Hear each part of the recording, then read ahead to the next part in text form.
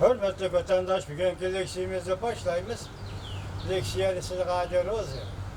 Bugünkü ise 2019 yıl 4. ayının 18. gün. Heptiki Perşembe. Ve leksiyelerimizi başlaştan evvel şu haberde bir cümle mesela yetkizip koyaylı. 5. ayının ahırı yak 6. ayının başları değildi. Amerika Koşmuş Ştatlarla Cumhuriyet Halk Respublikası hükümeti ortası da soda ticaret gelişimi imzalanıdı değildi. Şunun kararında bunun yani bir aydan artık vakit var diye gap. Yani Prezident Trump bugün kaysı bir ştat yani şundak dedi. Mesela biz galiba kılışımız gerek. Gelişim imzalamazsak bu çok yapamaz. Lakin çok galiba kılışımız gerek dedi. Ve şunun münasebet çaldı, şunu çöğürdü genelde.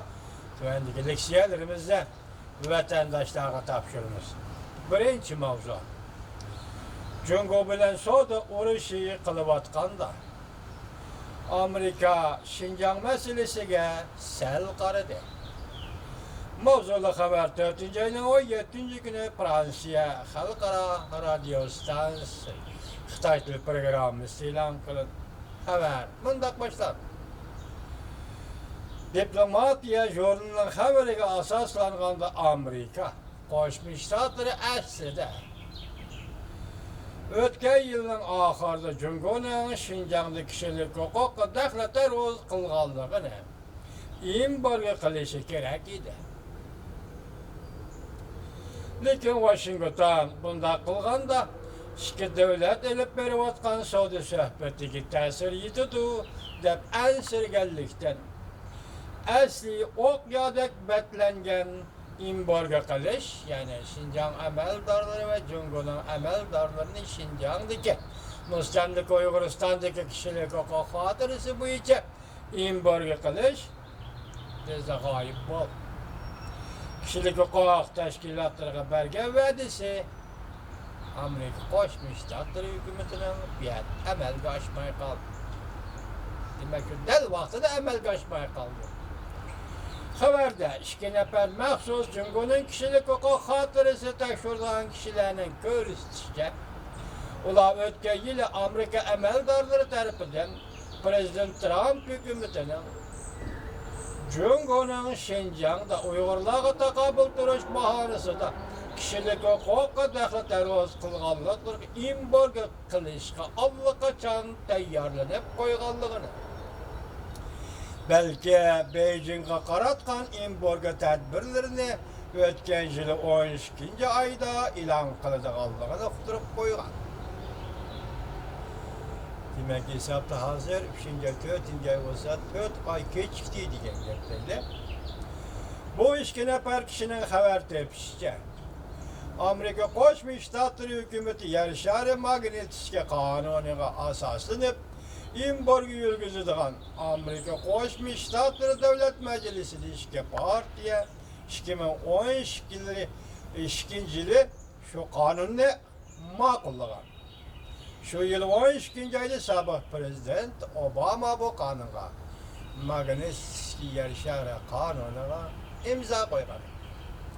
Lekin o'tgan yil 12. ayning 10. kuni kishilik huquq kunida, dunyoviy kishilik huquq kunida an'ana bo'yicha Amerika har yili kishilik huquqqa xiloflik qilgan davlatlarni jazolaydigan shu kunda Amerika hukumatining kishilik huquq tashkilotlariga bundan burun bergan va'dasi tuyuqsiz g'oyib bo'ldi.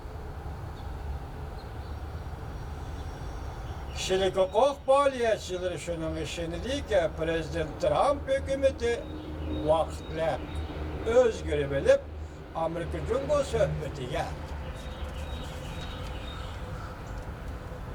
Jungo suhbatiga ta'sir yetadi deb ansirdi. Xabarda kuzatuvchi tashkilotning Jungo ishlari bo'yicha mas'uli Sophie Richardsonning so'zlaridan naql keltirilib, bunday ko'rsatildi. Hukumat amaldorlaridan xushimizcha alomatlar ko'rsatgan ediki, Şinjongda, ya'ni mustamlika Uyg'uristonda kishilik huquq daxli taroz qilgan Jungo amaldorlarini embargo qilish o'tgan yil 12-oyda e'lon qilinadi. İsmini oshkorlashni rad qilgan yana bir nafar kishilik huquq faoliyatchisi mundaq ko'rsatdi. Men Amerika amaldorlari bilan suhbatlashgandimi, o'xshashda shundaq taassurotda bo'lgan edim. Sophie Richardson mundaq ko'rsatdi. Kishilik huquqni kuzatuvchi xalqaro kishilik huquq tashkiloti Osiyo Tinch okean bo'limining rahbari Sophie Richardson mundaq ko'rsatdi. Ba'zi amaldorlar Şinjan'da kishilik huquq daxli taroz qilgan amaldorlarni embargo qilishdan ikki davlat o'rtasida elib berilayotgan so'zni suhbati tufayli kechiktirilganligidan men aytdim. Kechiktirildi deganligidan men mayislandim dedi Sophie Richardson xon. Xabarda mundaq ko'rsatildi, kishilik huquq birinchi tashkiloti siyosat belgilovchilar. Nopozluq ma'lum bosh direktor Rob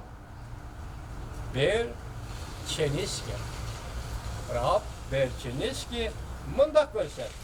Mening organ apparatim bu yil oxirida Amerikaning Jungoni kishilik huquqqa xiloflik qilish bo'yicha embargo qilishidan ehtiyot ichida umidvor bo'ldi. Demak, 12-yili o'tgan yil 12-oyda qilib qoldi. Endilikda hozir bu Rob Bercheniskining so'zi bo'yicha aytganda bu ish bu yil 12-oyda yo'lga qo'yilishi mumkin. Demak, to'liq 1 yil kechikdi degan gap. Ehtiyot ichida umidvor bo'ldi.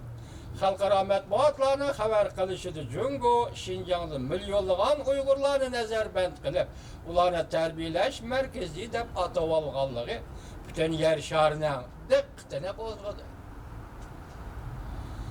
Amerika dal vaqtida harakat qo'llanib embargo yurgizmaganlikdan xalqaro kishilik huquq tashkilotlari umidsizlandi.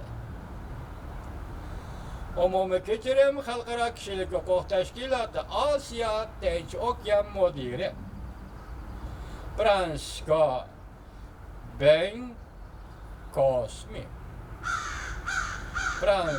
Benkosmi mundaq dedi. Men bundaq hisoblayman. Kishilar bilishi kerakki, tarix kelgusida so'z suhbatining detallari va tafsilotini xotirlamaydi. Lekin mushundaq eg'ir kishilik huquq masalasida Amerika nima rol o'ynadi deganni buni xotirlaydi. Mike Pompeo Tashqi munosabatlar komitetida guvohlikdan o'tganda mundaq ko'rsatdi. Davlat ishlar kotibi Amerika Qo'shma Shtatlarining davlat ishlar kotibi Mike Pompeo Davlat Majlisida guvohlikdan o'tganda mundaq ko'rsatdi.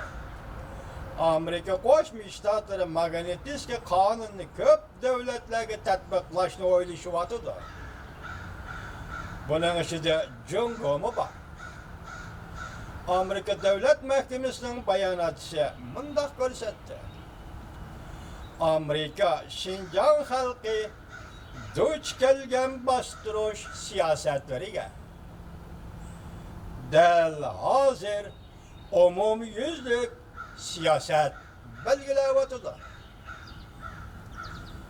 Bu to'g'rida Amerika qanday amaliy harakat qo'llanadi? Davlat Mahkamasi bu to'g'rida fikr qilishdi. Rad qildi. Amerika Qo'shma Shtatlari Davlat Mahkamasining bir nafar bayonotchisi dediki, Amerika Şinjan xalqi, ya'ni mustamlika Uyg'uriston xalqi duch kelgan bostirish siyosatlariga dal hozir umumyuzlik siyosat belgilayotdi. Amerika qanday amaliy harakat qo'llanadi? Davlat Mahkamasi ishdan burun bu to'g'rida bir nima degil bo'lmaydi. Demak, bu bir yil ichida Xitoy qancha Uyg'urni o'ldirdi, qancha Uyg'urni qo'lga oldi, qancha narisida bolalar yetim qoldi. Uyg'uristonga qanday baloyi ofatlarni ustilab, hassilab elib keldi. Xitoy demak bu fursatning o'zi yaratdi, bu fursatning o'zi foydalandi degan gap. Demak, bu fursatni Xitoy Şinjan'da yani Müslümanlık Uyg'uristonda elib berayotgan nazarband qilish bilan kishilik huquq xiloflik qilish dal Amerika uchun o'tirisidagi savdo sohbatiga to'g'ri.